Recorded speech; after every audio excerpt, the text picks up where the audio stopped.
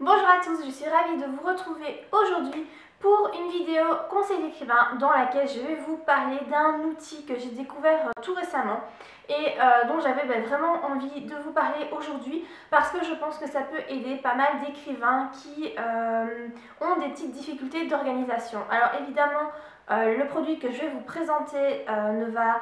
Peut-être que certains vont trouver que c'est complètement futile, inutile et que c'est dépenser de l'argent pour rien.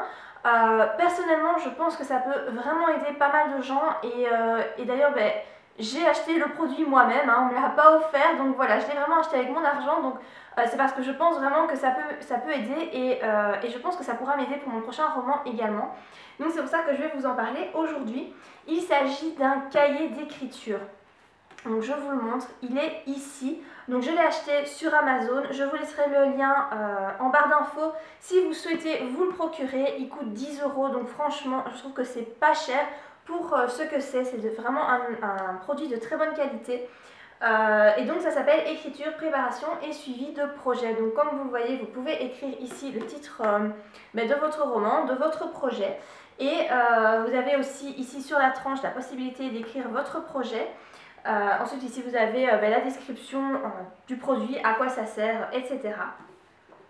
Et en fait à l'intérieur vous avez toute une série de pages pour diverses utilisations. Donc par exemple ici quand vous ouvrez votre livre, vous avez sur la première page toutes les informations qui vous concernent vous, donc à qui le livre appartient, le nom de plume, etc. Et quand vous continuez, vous avez le sommaire. Et enfin, le livre est divisé en plusieurs parties. Donc la première partie, c'est le travail de recherche, donc tout ce qui est préalable à l'écriture de votre roman.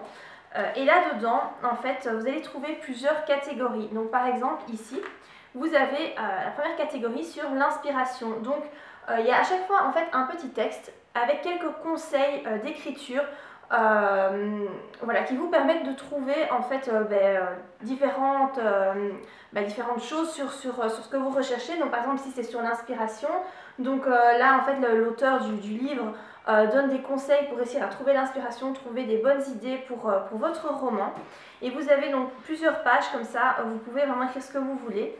Vous avez ensuite ici l'idée de départ et encore une fois avec des petits conseils. On passe ensuite aux idées de titres, donc ça c'est pas mal quand vous ne savez pas trop quel titre vous pouvez donner à votre histoire. Vous voyez, vous avez quand même pas mal de place et vous avez à chaque fois plusieurs pages par catégorie, donc vous avez quand même de quoi faire.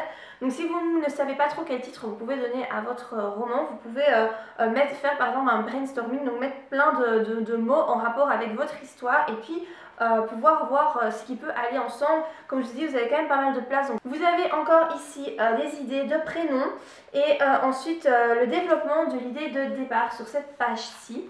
Plusieurs pages pour l'idée de départ, c'est vraiment bien fourni, hein, donc vous avez vraiment moyen d'écrire beaucoup de choses. Ensuite, la deuxième partie, c'est la préparation à l'écriture. Et donc là, vous avez beaucoup de passages sur les personnages, puisque c'est vraiment très très important. Donc ici, vous avez tout ce qui est personnages féminins et masculins. Donc vous devez, je suppose, à chaque fois écrire les prénoms qui vont apparaître dans l'histoire des différents personnages. Et ensuite, moi, ce que j'aime beaucoup, je crois qu'il y a 15, je crois que c'est 15 fiches personnages hyper complètes. Donc elle se présente comme ça, c'est sur 4 pages, donc là ce sont les 2 premières. Vous avez donc l'identité du personnage avec son lieu de naissance, lieu de résidence, moyen de locomotion, c'est vraiment très très complet. Son apparence physique, vraiment tout détaillé, hein, les cheveux, la peau, les yeux, les signes distinctifs, la voix, les vêtements, les bijoux, tout ça. Ensuite vous avez la formation et les compétences, les études, les métiers, les langues parlées, les passions, etc. Vous avez ensuite ici une partie sur les goûts de vos personnages. Donc là, c'est à chaque fois pour un seul personnage, hein. Sa personnalité, ses rêves, son passé. Il propose également de choisir des adjectifs qui qualifient le personnage, donc son tempérament, ses valeurs, ses attitudes, ses addictions, etc. Sur les 2 pages suivantes, donc ça concerne toujours le même personnage, vous avez plein d'éléments. Par exemple ici ça s'appelle qu'est-ce qui l'amuse, qu'est-ce qui l'excite, qu'est-ce qui le déçoit, et vous avez à chaque fois la possibilité donc, de noter voilà ces éléments.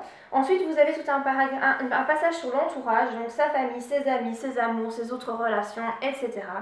Et ensuite son histoire personnelle, donc qu'est-ce qu'il souhaite, qu'est-ce qu'il veut obtenir, quelles sont les difficultés qu'il va rencontrer, voilà, plein de choses ici donc sur cette page. C'est vraiment hyper complet. Personnellement, quand je crée mes personnages, je ne vais pas aussi loin dans le détail.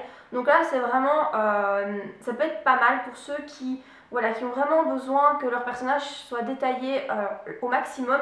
Ici, je pense que voilà, vous avez vraiment une très bonne base. Et voilà, et donc il y a environ, je crois que c'est 15 fiches personnages, donc ça fait quand même pas mal. Après, si vous avez beaucoup de personnages, ça va peut-être être trop peu. Mais enfin, en tout cas, moi personnellement, j'ai toujours 2 personnages principaux et ensuite quelques personnages secondaires, mais qui ne méritent pas tous une fiche aussi complète. Donc je trouve que 15 fiches, c'est franchement pas mal du tout. Ensuite, toujours dans la préparation à l'écriture, quand vous avez fini tout ce qui est personnage, vous avez ici le synopsis. Donc l'auteur vous propose d'écrire le synopsis de votre histoire et en fait vous donne des conseils pour réussir à écrire votre synopsis, vous montrer comment vous devez faire. Après ce sont des petits conseils, c'est court, hein, vous avez vu, c'est vraiment un petit paragraphe, donc ça vous suffira peut-être pas pour réussir vraiment, pour comprendre comment vous devez faire. Mais voilà, en tout cas c'est des petites pistes qui sont, je trouve, pas mal du tout. Il y a quelques pages, voilà, le synopsis peut vraiment être long parce qu'il y a beaucoup de pages. Vous avez ensuite, ça je trouve ça super bien, tout un passage sur les décors. Donc ici vous avez les décors et environnement général et paysage, donc montagne, etc. Vous pouvez tout décrire et là sur ces pages, vous avez en fait une page blanche pour coller des photos. Des photos de l'environnement en fait, qui inspirent votre histoire et je trouve ça super bien. Et vous avez comme ça plusieurs pages, il y en a, je sais pas, il y en a beaucoup. Il y en a au moins une vingtaine sur tous les lieux que vous pouvez voilà, décrire, avec à chaque fois une page où vous pouvez décrire et l'autre page qui est une page blanche où vous pouvez coller des photos. Ensuite ici vous avez une possibilité de plan. Donc ça, voilà, ça peut plaire ou ça ne peut pas plaire, ça dépendra des gens. Donc ici le plan qui en fait est divisé. Donc là il y a des astuces de nouveau pour réussir à faire votre plan le mieux possible et en fait c'est divisé en scènes. Donc ici vous avez toutes les scènes avec à chaque fois donc la scène, les personnages c'est des petits ronds, donc je suppose qu'il faut cocher le nombre de personnages qui seront présents dans la scène et ensuite 2 lignes de description pour savoir ce qu'il y aura. Voilà.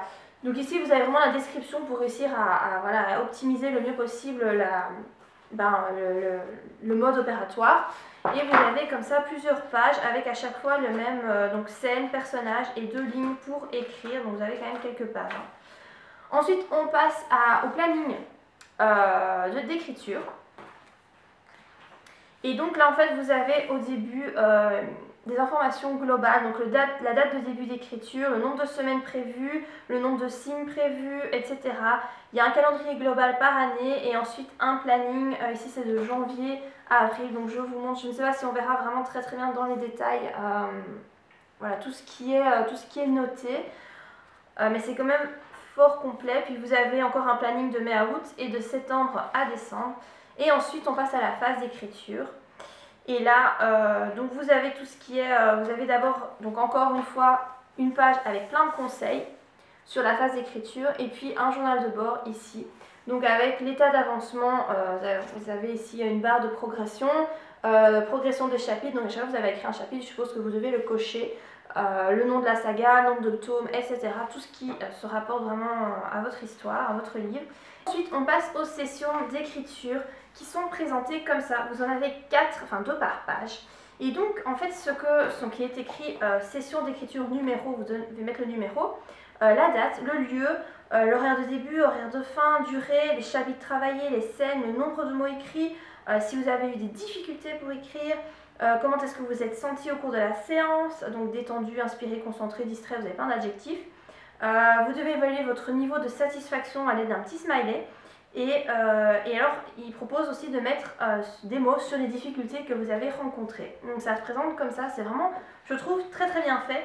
Et ça, vous avez énormément de pages. Vous en avez, oh là là, 150 pages, rien qu'avec les sessions d'écriture. Donc il y a moyen de mettre quand même pas mal de sessions d'écriture. Et en fait, le livre se termine là, puisqu'après, vous avez un bloc-notes.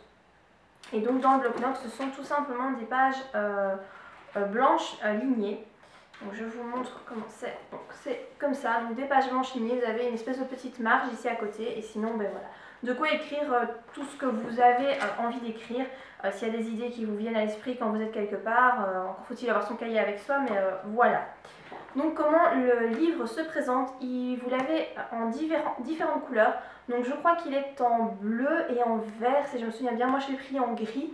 Et franchement, je trouve qu'il est très joli, la couverture est un peu veloutée.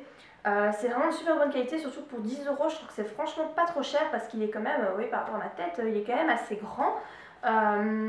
Je trouve qu'il est vraiment pas mal, je vous laisserai le lien en barre d'infos. Je pense vraiment que ça peut aider ceux qui ont un petit peu du mal à s'organiser. Là vous avez vraiment un fil conducteur et vous avez plein de pistes pour réussir à mettre vos idées, voilà, structurer vos idées. Donc ça peut être pas mal d'acheter ça, surtout que c'est pas trop cher. Et voilà, si jamais vous l'achetez ou vous l'avez déjà acheté, n'hésitez pas à me dire en commentaire ce que vous pensez de ce produit là, si vous avez aimé, si ça vous a aidé ou pas. Moi j'espère en tout cas que cette vidéo vous aura apporté de bons conseils et voilà, que le produit que je vous ai présenté pourra vous aider. Si c'est le cas, n'oubliez pas de liker la vidéo et moi je vous dis à très bientôt pour de prochaines vidéos. Bye!